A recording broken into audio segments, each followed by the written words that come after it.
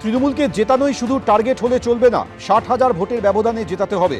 মমতা বন্দ্যোপাধ্যায়ের নিজের কেন্দ্র ভবানীপুরে প্রথম কর্মী সভাতে দলীয় নেতাকর্মীদের উদ্দেশ্যে টার্গেট বেঁধে দিলেন অভিষেক বন্দ্যোপাধ্যায়।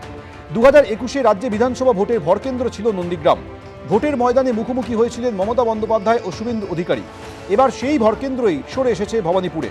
ইতিমধ্যেই ভবানীপুরে প্রচারে নেমে মমতা বন্দ্যোপাধ্যায়কে চ্যালেঞ্জ ছুড়ে দিয়েছেন শুভেন্দু অধিকারী। মিনিমাম 25,000 ভোটে আমি জিতব, মিনিমাম।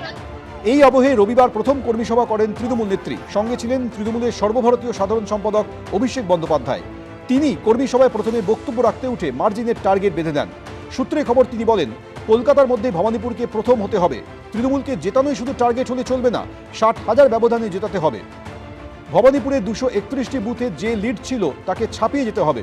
তিনি কর্মী সমর্থকদের নির্দেশ দেন, একবার নয়, দরকার হলে 3 বার করে যান। আত্মতুষ্টিতে ভুগলে হবে না, নিজের জায়গায় অন্তত 5টি করে ভোট বাড়াতে হবে। মামাটি মানুষের সরকার, সেই মানুষের কাছে বেশি সংখ্যকভাবে পৌঁছানো, একবারের জায়গায় যাতে আমরা 5 বার যেতে পারি এবং মানুষকে আমাদের যে রিপোর্ট কার্ড 15 বছর ধরে যে বাংলায় উন্নয়ন হয়েছে সেই উন্নয়নের কাজের খতিয়ান আমরা মানুষকে বলবো, সেটাই আজকে এখান থেকে বার্তা দেওয়া। পরে মমতা বন্দ্যোপাধ্যায় বলতে উঠে ভবানীপুরের ভূমিকন্যা হিসেবেই নিজেকে তুলে ধরেন। সূত্রে খবর, বৈঠকে তিনি বলেন, ভবানীপুর আমার মা, মাকে প্রণাম করে রাজ্যে প্রচারে বেরোচ্ছি। ভবানীপুর কেন, গোটা রাজ্যের মানুষ আমাকে এখানে দেখেন, তারা জানেন আমি এখানকার মানুষ। আমার এখানে বাড়ি বদলের বিষয়ে অনেকবার আলোচনা হয়েছিল, আমি বাড়ি বদলাইনি, আমার মা আমাকে এই বাড়ি বদল করতেও দেননি।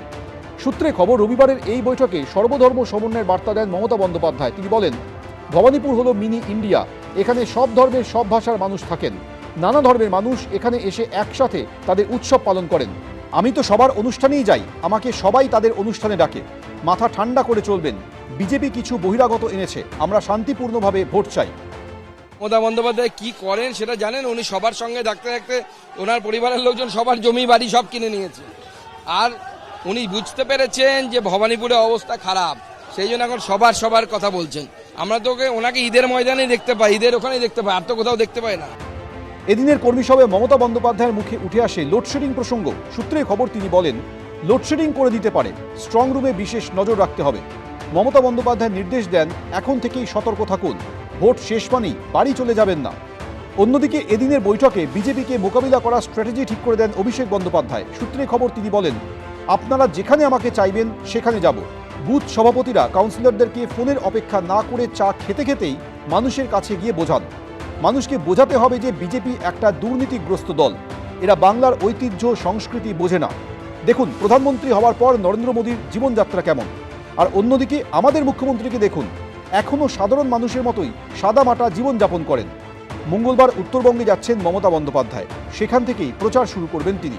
বুধবার ময়নাগুড়ি, ডাবগ্রাম, ফুলবাড়ি, মাটিগাড়া, নকশালবাড়িতে জনসভা করার কথা রয়েছে তার। বৃহস্পতিবার জনসভা করবেন পাণ্ডবেশ্বর এবং খয়রাসনে।